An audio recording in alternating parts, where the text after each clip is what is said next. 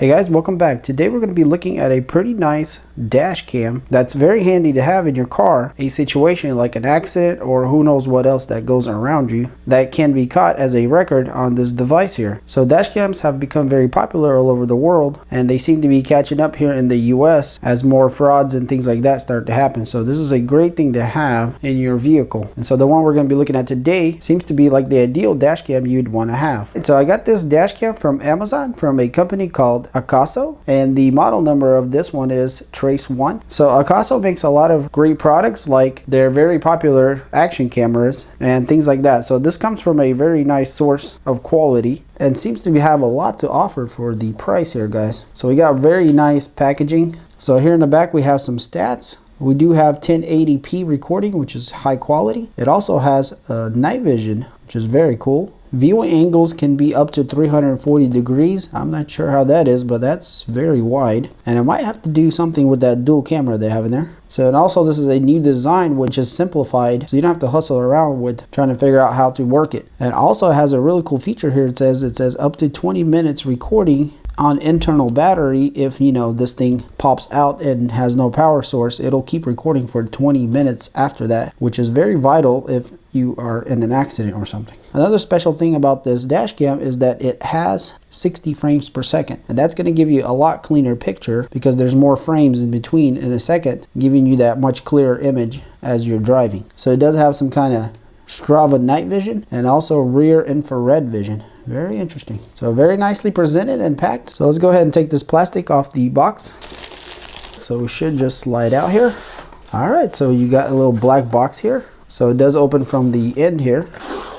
Very cool attention to detail on the packaging. I love the orange and black. All right, so when we open it here, we have, looks to be like a quick start guide here of some sort. Apparently you pop something out or something, but we'll figure out what this is for in a second. So here we have a quick reference guide, kind of like a manual. Very nicely laid out and presented here, guys. So here goes that image again. I'm guessing that's the mount probably.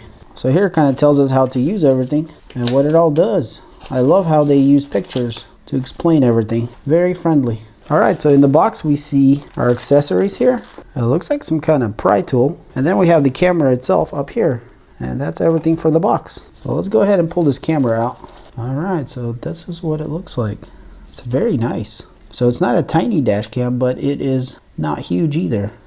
So it looks like we have a lens up here. It says 170 degrees, f1.8. Very good for low light. So here we have some kind of speaker up here, it looks like. Here's the charging port or the power cord. On this side looks like we have the power button and some kind of switch button. And then we have a micro SD card slot and also the microphone hole there. Here on the other underside we have, looks like maybe another speaker, or maybe these are venting grills. And we have a few buttons here. It'll probably all make sense what they do once the screen is on. And we also have a little tiny reset hole there. And I guess that's if you need to reset the whole thing. So I'm guessing this is the back since this is the screen. So we have a camera here also. It says 170 degrees, f1.8.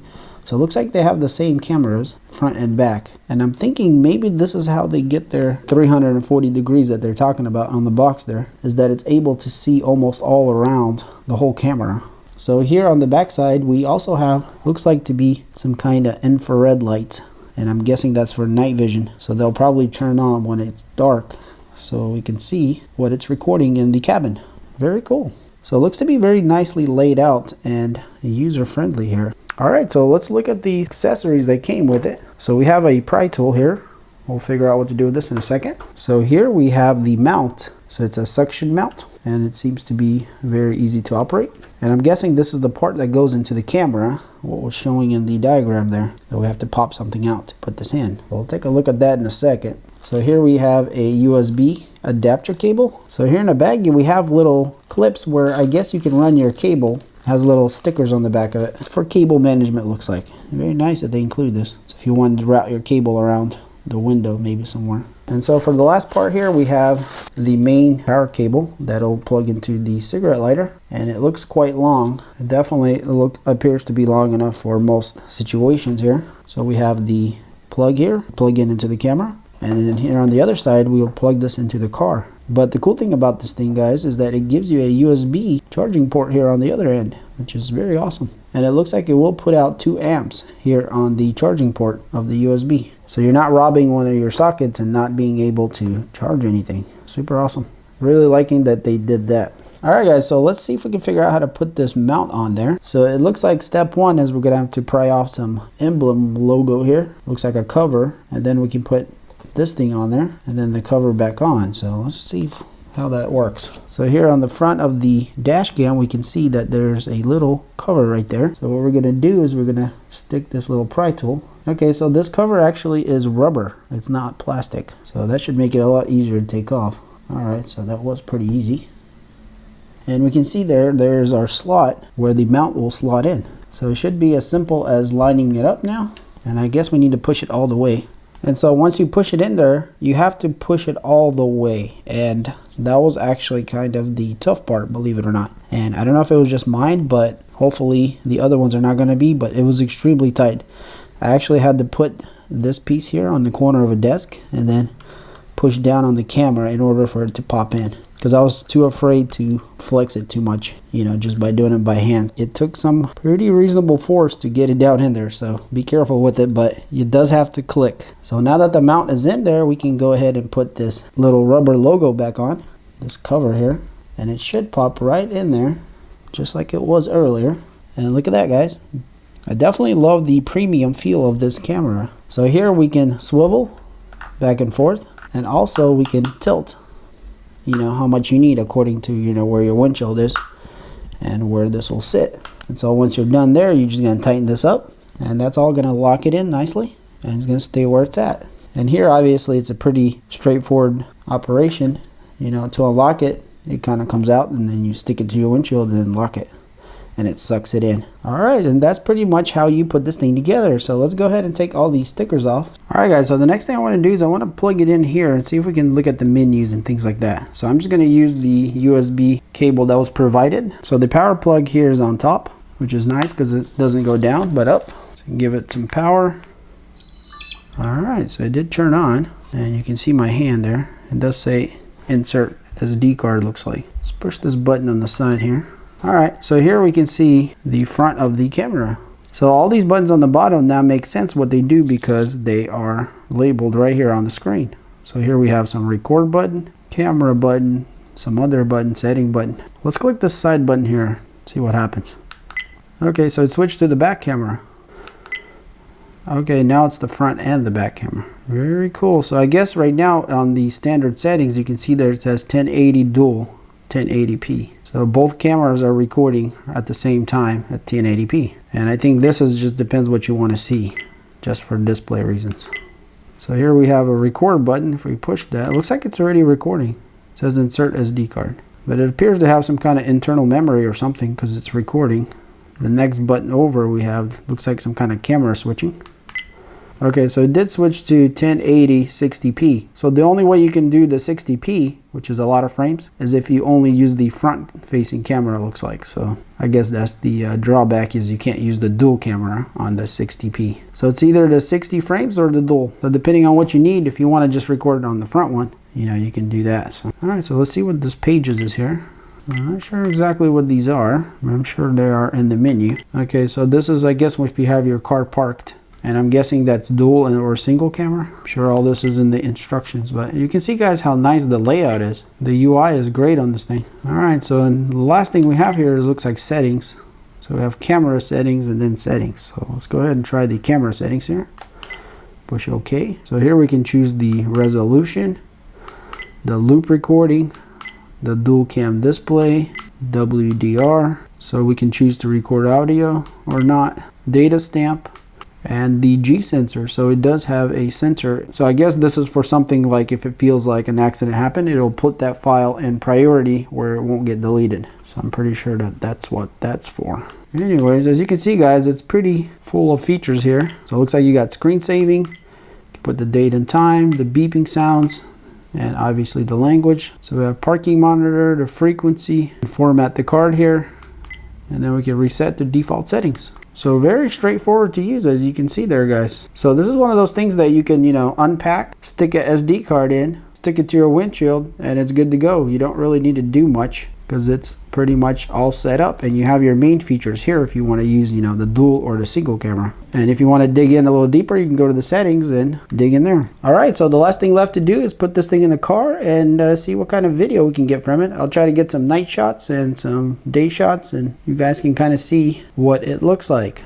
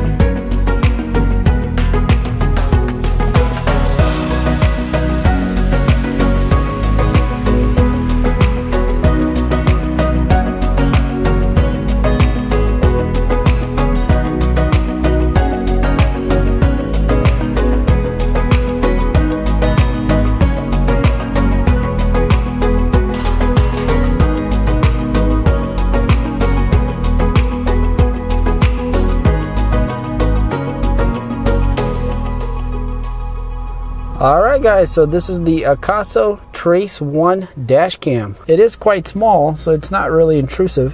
So overall seems like a great little dash cam, and definitely something you'd want to have if you drive a lot. So taking it off the mount should be very easy. I'm going to go ahead and unplug it here. And when I unplugged it, you can see it turned on because it thinks it lost power, so it's trying to record on the battery that it has, which is pretty interesting. So if we just twist this to the unlock, pull on the little tab, it comes right off.